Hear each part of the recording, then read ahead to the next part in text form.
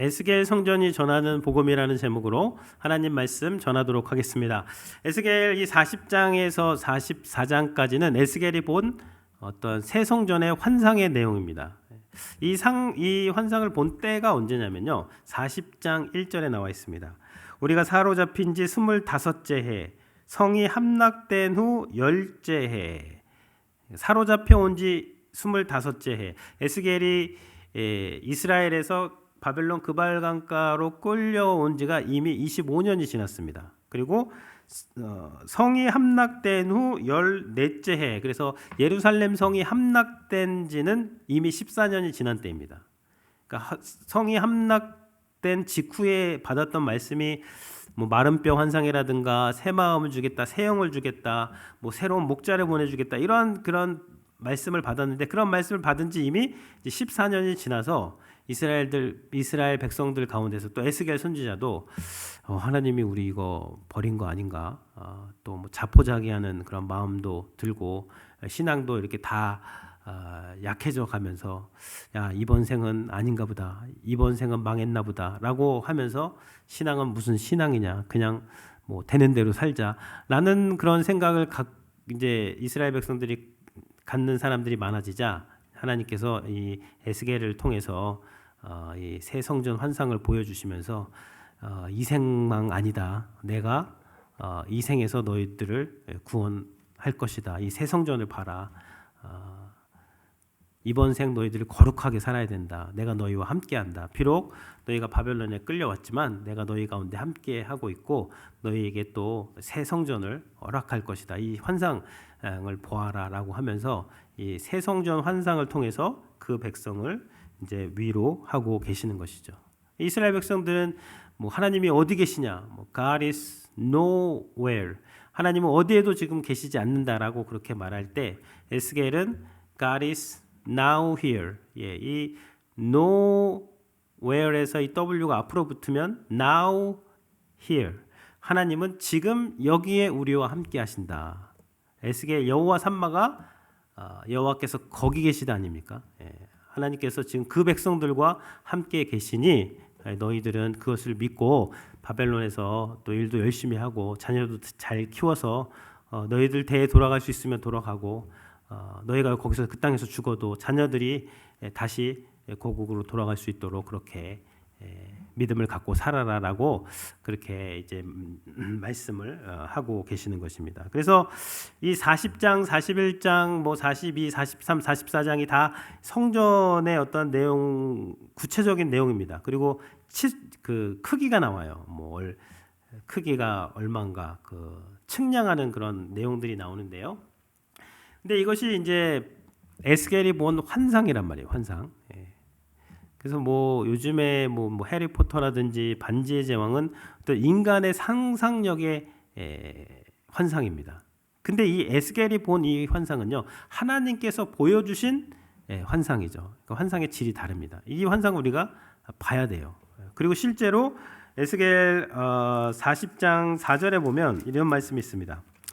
그 사람이 내게 이르되, 인자야, 내가 내게 보이는 그것을 눈으로 보고 귀로 들으며 내 마음으로 생각할저다. 내가 이것을 내게 보이려고 이리로 데리고 왔나니 너는 본 곳을 다 이스라엘 족속에게 전할지어다. 인자야, 내가 내게 보이는 그것을 눈으로 보고 귀로 들으며 마음으로 생각할지어다. 하나님이 보여주시는 그 환상을, 새 성전의 환상을 눈으로 보고 귀로 듣고 마음으로 생각해서 그것을 백성에게 보여줘라라고 하나님께서 말씀을 하셨습니다. 에스겔에게. 그래서 이 3절의 사람이 말했죠. 나를 데리고 거기에 이르시니 모양이 녹 같은 빛난 사람 하나가 이제 에스겔에게 그 말을 한 것입니다. 그래서 이제 오늘 저도 에스겔이 본 환상을 설명을 드리려고 합니다. 그림을 사용해서 설명을 드리고요. 이 환상이 이제 의미하는 게 무엇인지 같이 말씀을 나누려고 합니다. 그래서 오늘 말씀은 환상적 말씀입니다. 이 말씀의 장르가 환상적이라는 그런 의미에서 환상적 말씀을 같이 한번 나눠보도록 그렇게 하겠습니다. 먼저 이 성전 그림을 한번 보시면요. 여기 이것이 성전 그림인데 일단 처음에 이제 번호가 이제 있습니다. 1번이 있는데 성전 바깥담이 있고 그 바깥담에 문 3개가 있습니다. 동쪽 바깥문이 2번이죠. 그다음 남쪽 바깥문이 5번, 그리고 북쪽 바깥문이 4번입니다. 그래서 담이 있고 그 담 동쪽, 남쪽, 북쪽에 문이 있습니다. 이것이 좀 큰 특징이고요. 그리고 그 바깥문에서 직진을 하게 되면 그 안쪽 뜰로 연결되는 문이 있습니다. 북쪽 안뜰문, 동쪽 안뜰문, 남쪽 안뜰문. 그래서 8번, 7번, 6번 이렇게 되어 있습니다. 그래서 먼저는 이 담을 보도록 할게요. 담이 있는데요. 40장 5절에 나와 있습니다. 40장 5절에 보면 내가 본즉 집 바깥 사방으로 담이 있더라. 사람의 손에 측량하는 장대를 잡았는데 그 길이가 팔꿈치에서 손가락에 이르고 한 손바닥 너비가 더한 자로 6척이라. 그 담을 측량하니 두께가 한 장대요 높이도 한 장대며. 뭘로 측량하냐면 장대입니다. 장대. 한 장대를 가지고 이 장대가 6척이라 그랬는데 6척은 3m로 보시면 됩니다. 쉬운 성경에서는 3.2m라고 번역을 했습니다. 그래서 이 성전 사방에 담이 있는데 그 담이 6척이라 그랬으니까 3.2m, 높이가 3.2m, 두께가 3.2m의 담이 그 사방을 이제 두르고 있는 것이죠.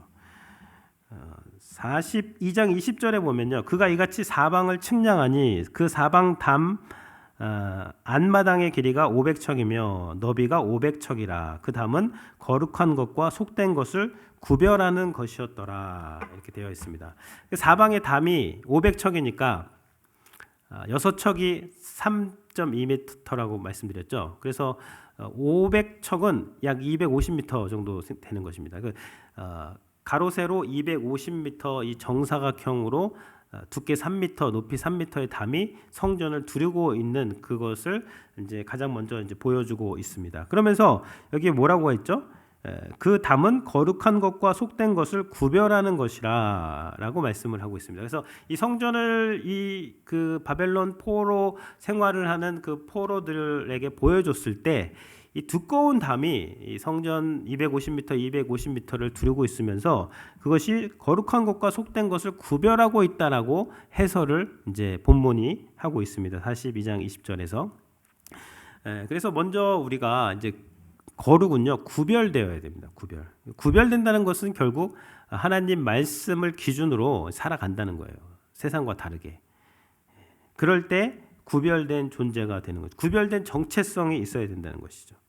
그러니까 거룩한 백성들은 막 살지 않고 그냥 뭐 되는 대로 사는 것이 아니라 하나님의 말씀을 지키는 것이죠. 왜냐 그 뒤에 하나님이 계시고 하나님이 보호하시고 하나님께서 섭리하시고 통치하시고 다스리시기 때문에 이 거룩한 삶, 구별된 삶을 살 수가 있고 이렇게 구별된 삶을 살 때에 이 거룩이 이 성전에서 47장에서 보면은 성전 문지방에서 물이 흘러서 성전 밖으로 나가게 됩니다.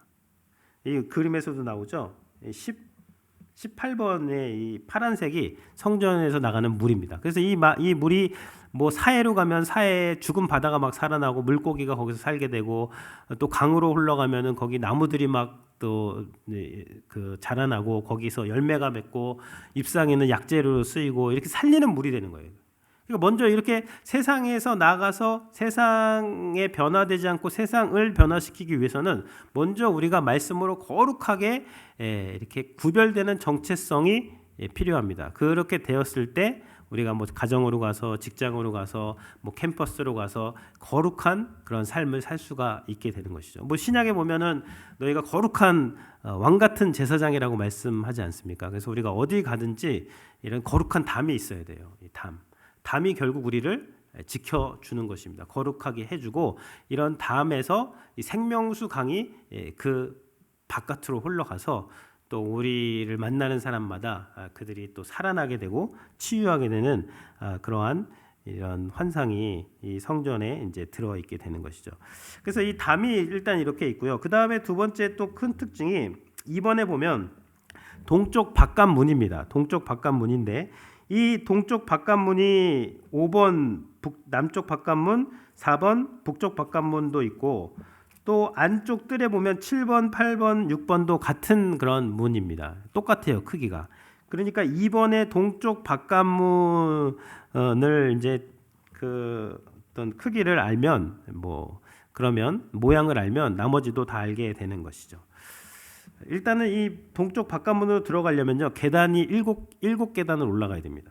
그리고 쭉 이 문을 통과해서 7번의 동쪽 안뜰문 앞에 또 계단이 있죠. 이게 8개입니다.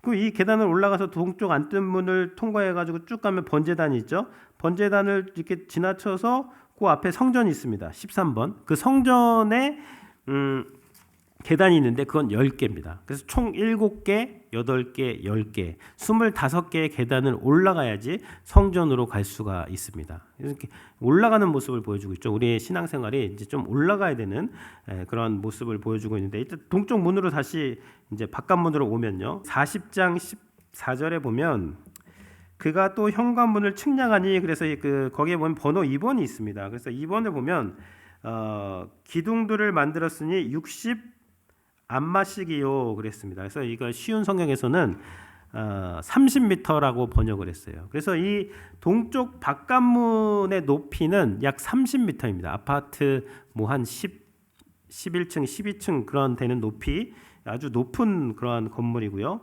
그리고 이 넓이가 13절에 보면 넓이가 25척인데 12.5m 정도 넓이가 되고요. 그 안에 통로의 길이는 5절입니다. 바깥문 통로에서부터 안 현관문 앞까지 쉬운 척이면 25m가 되는 것입니다. 그래서 정리를 하면요, 그 동쪽 바깥문의 높이는 약 30m, 높이는 30m, 넓이는 12.5m, 그리고 안에 있는 통로의 길이는 약 25m 되는 그러한 큰 건물이 되는 것이고, 이 문으로 들어가게 되면 그 안에 문지기의 방이 오른쪽에 3개, 왼쪽에 3개, 그런 문지기의 방들이 있습니다. 그 방들을 통과해서 이제 바깥 뜰로 들어가게 되는 것이죠. 그리고 이 뜰로 들어갈 때 이 그 문 안에 그 종려나무가 이렇게 새겨져 있고, 문 밖에도 종려나무 모양이 새겨져 있다라고 그렇게 말씀을 하고 있습니다. 이 문이 6개가 있는 것이죠. 바깥문, 또 안뜰문, 바깥문 3개, 안뜰문 3개, 이렇게 6개가 이제 나오게 되는 것입니다. 그래서 왜 3개일까 한번 생각을 해봤는데, 아무래도 이것은 예수님의 문, 성령님의 문, 또 하나님의 문이 아닐까. 이 새 성전의 환상이기 때문에 왜 예수 그리스도의 오직 예수 그리스도 하나의 문만 있으면 될 것 같은데 3개나 있기 때문에 아무튼 그렇게 볼 수도 있겠죠. 어쨌든 이렇게 보는데요. 이제 특이한 것은 이 북쪽 안뜰문 8번인데요. 8번 앞에 9번 해가지고 밑에 이제 작은 이제 검은 것들이 있는데, 이것이 이제 상입니다. 상. 속죄제, 속건제, 이런 제물을 잡는 놓는 그런 상이 거기에 오른쪽 왼쪽에서 4개씩 총 8개 있다고 그렇게 나와 있습니다. 그리고 이 북쪽 안뜰문 8번과 6번 남쪽 안뜰문 옆에 보면 10번과 11번 방이 있어요. 이 방은 어떤 방이냐면 44절에 보면 안문 밖에 있는 안뜰에 노래하는 자의 방 둘이 있는데, 북문 곁에 있는 방은 남쪽으로 향하고 남문 곁에 있는 방은 북쪽으로 향하였더라. 45절 그가 내게 이르되 남쪽을 향한 이 방은 성전을 지키는 제사장들이 쓸 것이요. 46절 북쪽을 향한 이 방은 제단을 지키는 제사장들이 쓸 것이라. 이들은 레위의 후손 중 사독의 자손으로서 여호와께 가까이 나아가 수종드는 자니라 하고, 그래서 여호와께 가까이 나아가서 수종드는 자들의 방이 10번과 11번에 이렇게 나와 있고, 여기 노래하는 자들도 있고, 또 제단을 지키는 자들, 성전을 지키는 자들이 여기서 이제 거주를 하게 되는 것이죠. 그래서 이제 이제 안쪽 문을 통해서 8번 북쪽 문을 통해서 들어갔다고 하면요, 북쪽 문을 통해서 들어가면 제단이 있습니다. 여기 큰 제단 3층짜리 12번에 제단이 있고, 이 제단에서 동물 제사를 이제 드리는 그러한 규례도 나오고 있습니다. 이제 13번이 성전입니다. 성전에 올라가는 계단 10개를 지나면요. 2개의 큰 기둥이 있죠. 그래서 성전 안으로 이제 들어가면 일단 이제 성전의 길이가 20m, 또 넓이가 한 10m 정도 되는 그런 성전입니다. 이제 그렇게 크진 않아요. 그래서 성전에 들어가면 이 성전에는 원래 성소와 지성소가 있지 않습니까? 여기도 그렇게 나누어져 있는데 보통 이제 성전에는 성소에는 이제 떡상도 있고 뭐 촛대도 있고 분향단도 있지 않습니까? 3개의 가구들이 있는데 에스겔 성전의 특징은 이 지성소에는 아무것도 없어요. 지성소는 가로 세로 10m인데 아무것도 없고 이 성전 안에는 가구가 딱 하나 있습니다. 그게 41장 22절이에요. 곧 나무 제단의 높이는 3척이요 길이는 2척이며 그 모퉁이와 옆과 면을 다 나무로 만들었더라. 그가 내게 이르되 이는 여호와 앞에 상이라 하더라. 여호와 앞에 상이 있습니다. 그 나무 제단인데요. 나무로 만든 제단. 그것만 이 성소에 딱 하나만 있습니다. 그리고 다른 가구들은 아무것도 없는 거죠. 이런 걸 이제 보여주라는 것이죠. 그래서 뭐 이 나무 제단은 왜 하나만 있을까요? 다 뭐 예상은 하시겠지만 예수 그리스도의 그 십자가죠. 십자가의 제단을 통해서 하나님 앞에 우리가 나아갈 수 있고 하나님과 친밀한 교제를 나눌 수 있다는 것을 이제 보여주는 그런 나무 제단 하나만 그렇게 있게 되는 것입니다. 그리고 이 성전 13번 주위를 보면요, 그 옆에 이렇게 나온 그 건물이 있습니다. 이렇게 좀 튀져 나온. 이제 거기가 이제 방이 있어요. 1층, 2층, 3층에 각 층에 30개. 총 성전을 디귿자로 둘러서 입구를 이제 빼고 그렇게 보면은 총 90개의 방이 성전을 두르고 있는 것입니다. 이건 이 방에 이제서 뭐 친밀한 교제를 나누는 거 아니겠습니까? 기도의 방도 되고 뭐 기쁨의 방도 되고 뭐 찬양의 방도 되고 뭐 감사의 방도 되고 아무튼 방들이 많아요. 근데 이 9장에서 8장에서 11장에 보면은 이 성전 담을 허무니까 거기 방들이 많은데 거기서 다 뭐였죠? 우상 숭배하는 방이었죠. 근데 여기에는 하나님과의 어떤 친밀한 교제를 나누는 그런 상징하는 방들이 많고 15번에도 이제 한 건물이 하나 있습니다. 이 건물은 이제 제사장의 방이에요. 50m, 25m 상당히 큰 방인데 제사라든지 그런 것들을 준비하는 그런 그 공간이 15번이 되고 16번은 제사장의 어떤 부엌이 됩니다. 그렇게 되고요. 그다음 다시 그 처음으로 가게 되면 이 뜰 안으로 들어가면 방이 30개가 있어요. 방이 30개. 그래서 그 각 방마다 이렇게 있고 그 4모퉁이의 방은 백성의 어떤 부엌입니다. 그래서 거기에서는 뭐 그 재물을 그렇게 잡는 그러한 것들을 용도로 이렇게 사용을 이제 하는 것 같습니다. 그래서 이 어떠한 이 에스겔 성전의 큰 그림을 우리가 뭐 간단하게 성전 투어를 이제 했습니다. 나머지 것들은 이제 한번 읽어 보시고요. 어쨌든 하나님께서 이 환상을 보여주셔서 이제 에스겔이 이것을 이제 기록을 해서 그 당시 바벨론 포로에 있던 성도들에게 이 환상을 이제 보여준 것이죠. 근데 왜 이거를 보여주게 했는가? 이제 40장 10절에 그 이유가 나옵니다. 40장 10절. 이제 너는 이 성전을 이스라엘 족속에게 보여서 그들이 자기의 죄악을 부끄러워하고 그 형상을 측량하게 하라 그랬습니다. 그래서 이스라엘 백성들, 특히 바벨론 그발강가에 있는 사람들이 이제 성전이 무너진 지 14년이 지난 후에 이 그 새 성전의 환상을 보았을 때 얼마나 감격적이었겠습니까? 나라도 잃고 성전도 다 무너졌을 때 하나님이 에스겔을 통해서 새 성전의 환상을 보여줬는데 거기에 막 문들이 큰 웅장한 문이 있고요.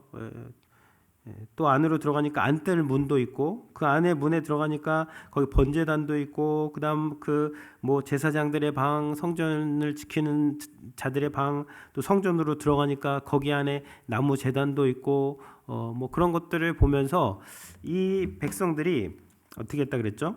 자기의 죄악을 부끄러워하고 그랬습니다. 10절 만일 그들이 자기들이 행한 모든 일을 부끄러워하거든 너는 이 성전의 제도와 구조와 그 출입하는 곳과 그 모든 형상을 보이며 또 그 모든 규례와 모든 법도와 그 모든 율례를 알게 하고 그 목전에 그것을 써서 그들로 그 모든 법도와 그 모든 규례를 지켜 행하게 하라. 부끄러워하거든 이것을 규례를 지켜 행하게 하라라고 그렇게 말씀을 하고 있습니다. 그래서 여기서 이제 부끄러워한다는 말이 두 번이나 이제 나오고 있습니다. 여기서 새 성전의 환상을 보면서 백성들이 우리가 왜 과거에 그렇게 하나님을 무시하고 경홀히 여기고 죄악을 행했는지 이 새 성전을 볼 때 자신들의 과거를 부끄러워하게 된다는 것이죠. 우리의 죄악으로 성전이 무너졌는데 하나님의 자비로 하나님께서 이 새 성전을 우리에게 보여주셨구나. 이 새 성전을 볼 때에 이스라엘 백성들의 마음에 부끄러운 마음이 든다. 그 부끄러운 마음이 드는 자들에게 성전의 규례를 더 알려줘서 그들로 이제 거룩하게 하라는 그러한 말씀이 되는 것입니다. 그래서 우리가 이 성전이 이제 신약 시대는 예수님이 곧 성전 아닙니까? 그러니까 우리가 복음을 들을 때 우리 마음에서 반드시 생겨나는 그런 마음이 무엇이냐면요, 부끄러운 마음입니다. 이 마음이 있는 자들이 거룩한 삶을 살 수 있는 자들이에요. 여러분, 우리가 죄를 졌잖아요. 내가 죄를 지고 내가 사고를 쳤는데 뒷수습은 왜 예수님이 하셔야 됩니까? 십자가에서. 내가 죄랑 놀고, 여러분 죄는 뭐 공짜가 없습니다. 죄랑 이제 재밌게 논 다음에 죄가 나중에 비를 보내요. 청구서를 보냅니다. 그 청구서에는요 수치와 모욕과 사망이 쓰여져 있는 것이죠. 그러면 그 죄의 청구서를 받아들고 인간이 뭐 어찌할 바를 몰라 헤매이고 있을 때 예수님께서 말씀하시는 거예요. 그 청구서 내한테 갖고 와라. 그리고 그 청구서를 가지고 십자가를 지시고 골고다 언덕으로 올라가셔서 갈보리 언덕으로 올라가셔서 거기서 십자가에서 그 모든 수치와 모욕과 죽음을 예수님께서 우리를 대신해서 주님께서 그 값을 다 치루어 주신 것이죠. 다 이루었다.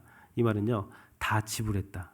내가 다 지불했다. 이제 너희들 죄에 빚진 거 없다. 그리고 예수님께서는 우리의 그 죄의 그 밸런스를 제로로 만들어 주실 뿐만 아니라 예수님의 의를 우리에게 이제 주입해 주시는 거죠. 내가 내 의를 너희한테 주입해 줄 테니까 이제부터는 이 너희의 의의 밸런스에 있는 것에 걸맞게 그렇게 거룩하게 살아라라고 주님이 말씀을 해주시는 것입니다. 그럼 이런 복음을 듣게 될 때 우리는 우리의 과거의 죄된 모습을 부끄러워하게 되고, 그럴 때 하나님의 말씀을 배우고 예수님께서 죽으시고 부활하신 것들, 예수님의 가르치신 것들, 이런 것들이 모든 규례들 아닙니까? 이런 규례들을 우리가 보게 될 때 우리가 거룩한 성도가 되어져 갈 수 있다는 것입니다. 마귀가 우리에게 와서 막 정죄하고 너는 죄인이다, 너는 아무것도 할 수 없다. 그럴 때는 우리가 당당하게 마귀를 대적하면서 예수 그리스도께서 나의 모든 죄를 사하셨다라고 말할 수 있어야 됩니다. 담대하게 말할 수 있고 당당하게 말할 수 있어야 됩니다. 근데 동시에 우리가 하나님을 향해서 갖는 마음은 이러한 새 성전을 보게 될 때, 이 거룩한 영광을 보게 될 때 부끄러운 마음이 있어야 돼요. 부끄러움. 나 같은 사람을 하나님께서 구원해 주셨다니. 그리고 우리가 복음을 알게 돼도 또 죄를 짓잖아요. 이게 문제입니다. 근데 이게 문제이자 또 해답이에요. 우리가 복음을 알게 돼도 또 넘어지고 또 죄를 지으면 그 해답이 뭐예요? 다시 십자가로 가는 것뿐입니다. 다시 십자가로 가서 십자가에서만 그 일을 해결할 그 죄를 용서받을 수가 있는 것이죠. 그러니까 로마서 7장에서 오라 나는 공고한 자다, 이러한 그런 탄식이 나오게 되고, 이 오라 나는 공고한 자라는 이 탄식이 우리를 십자가로 이끌게 되고, 그 십자가 앞에서 우리가 다시 용서를 받게 되고 은혜를 경험하게 되면서 우리는 점점점 거룩해져 가게 되는 것입니다. 그러니까 칭의와 성화는 분리될 수가 없습니다. 구별할 수는 있게 되는 것이죠. 성화는 거룩함인데요, 이 성화의 거룩함은 칭의, 그리스도의 십자가를 바라보고 십자가에 가까이 가고 십자가를 묵상하고 십자가를 듣고 십자가를 마음에 둘 때만 이 거룩한 삶이 가능하게 되는 것이죠. 새 성전 되시는 예수 그리스도를 우리가 보고 듣고 마음에 생각하게 될 때 우리가 이 거룩한 성도로서의 삶을 살 수가 있게 되는 것입니다. 에스겔 40장 4절 말씀을 다시 한번 제가 읽겠습니다. 그 사람이 내게 이르되 인자야 내가 내게 보이는 그것을 눈으로 보고 귀로 들으며 내 마음으로 생각할지어다. 그럴 때에 그러면서 부끄러워하게 될 때 성전의 규례를 알려주는 것이죠. 그 사람들에게. 43장 12절에 보면 성전의 법은 이러하니라 산꼭대기 지점의 주인은 지극히 거룩하니라. 성전의 법은 이러하니라. 성전의 법이 뭐냐면 산꼭대기 주변의 주인은 산꼭대기 지점의 주인은 지극히 거룩하다. 산에 있는 모든 것들이 다 거룩하다라는 그러한 말씀이 이제 되는 것이죠. 그래서 예수 그리스도께서 우리를 위해서 십자가에서 죽으신 그것을 알게 될 때 우리의 삶의 모든 영역이 다 이제 거룩하게 되는 것이고요.